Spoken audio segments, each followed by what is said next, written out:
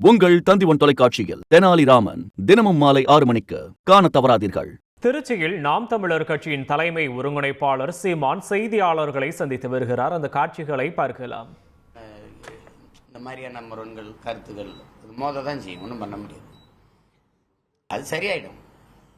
35 வருஷம் அந்த கட்சி, இது ஒரு சின்ன பிரச்சனை, அது சரியாயிடும்.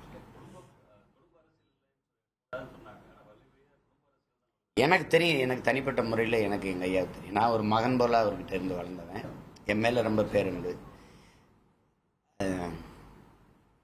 என் நெத்தியில் பாரு ஏதாவது சாதி எழுதியிருக்கா அப்படின்னு கோவத்தில் என்ற கேட்டதெல்லாம் இருக்கு. இந்த சமூகம் சுரம் அவர் பொதுவாக தான் வந்தார். அவர் வரும்போது சரியாக தான் வந்தார். அவரை காலம் கொண்டு இங்கே சுருக்கி வச்சுட்டது. அப்போ அவர் முதல்ல அவர் சொன்னார், நான் தொழில்மலை கொடுத்தேன். ஒவ்வொன்றா சொல்லியிருந்தார் என்னென்ன நடந்ததுன்னு. கடைசியாக வழியே இல்லாமல் தான் அன்பை கொண்டு நம்ம நிறுத்த வேண்டியதாகிடுச்சு அப்படின்னு எனக்கிட்ட சொன்னதை நான் சொல்கிறேன். அப்படி இப்போ அவர் என்னென்னமோ முயற்சி பண்ணி பார்த்தாரு. நான் எல்லாருக்கும் தான் வாய்ப்பு கொடுத்து பார்த்தேன், அது சரியாக வரல, வழி இல்லாமல் கொடுத்தேன்னாரு. அப்போ அதை போய் ஒன்றும் சொல்ல முடியாதுல்ல.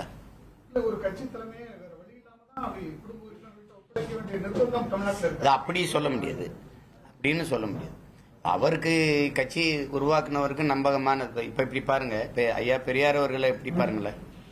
ஐயா இன்னைக்கு இருக்கிற அந்த திராவிட கழகத்தினுடைய தலைவராக இருக்காங்கல்ல, அவங்க அன்னைக்கும் ஐயா கூட இருந்தாங்க. உங்களுக்கு தெரியும்னு நினைக்கிறேன். அப்படி இருக்கும்போது எனக்கு நம்பகமான ஒரு ஆள் வேணும், எனக்கு பிறகு என் சொத்தை நிர்வகிக்கணும், எதுக்கு அம்மா மணியம்மையை திருமணம் பண்ணும். அப்போ அவருக்கு வேற ஒரு நம்பிக்கை தேவைப்படுது இல்லை. அது மாதிரி தான் இதை நீங்கள் பார்க்கணும். அதை போய் பேசிட்டு இருக்க வேண்டியதில்லை. இப்ப நாம் தமிழர் கட்சியில முதல்ல கட்சி ஒரு தலைவர் உருவாகட்டும், அதுக்கப்புறம் மற்றதை பத்தி யோசிக்கலாம். இங்க தலைவரே இந்த உருவாகல. தலைவன்கிற சொல்லுக்கு நீங்க சாதாரணம் அல்ல. நாங்க பாக்குற தலைவன் வேறு, எங்களுடைய தலைவன் வேறு.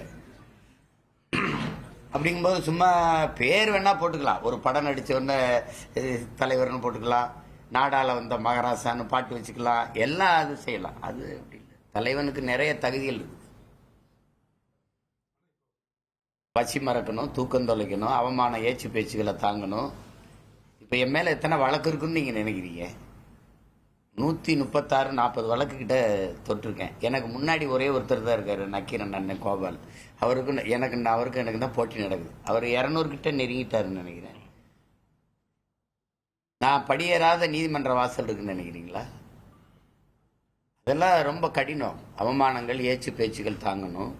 நாங்க படிச்ச தத்துவங்கிறது, தலைவன் என்பவன் தன்னை தாழ்த்திக்கிற தயாராக இருக்காதவன் தலைமையை இருக்க தகுதியை பெற மாட்டான். கைகட்டி வேலை செய்ய தயாராக இல்லாதவன் கை நீட்டி கட்டளை தகுதியை பெற மாட்டான்.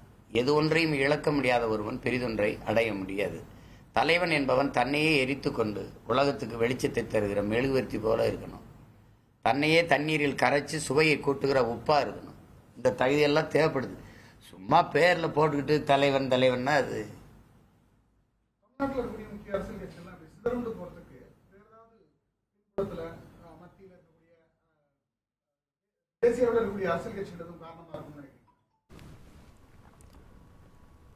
திருச்சியில் நாம் தமிழர் கட்சியின் தலைமை ஒருங்கிணைப்பாளர் சீமான் செய்தியாளர்களை சந்தித்தார். அந்த காட்சிகளை பார்த்தோம். உங்கள் தந்திவன் தொலைக்காட்சியில் தெனாலிராமன் தினமும் மாலை 6 மணிக்கு காண தவறாதீர்கள்.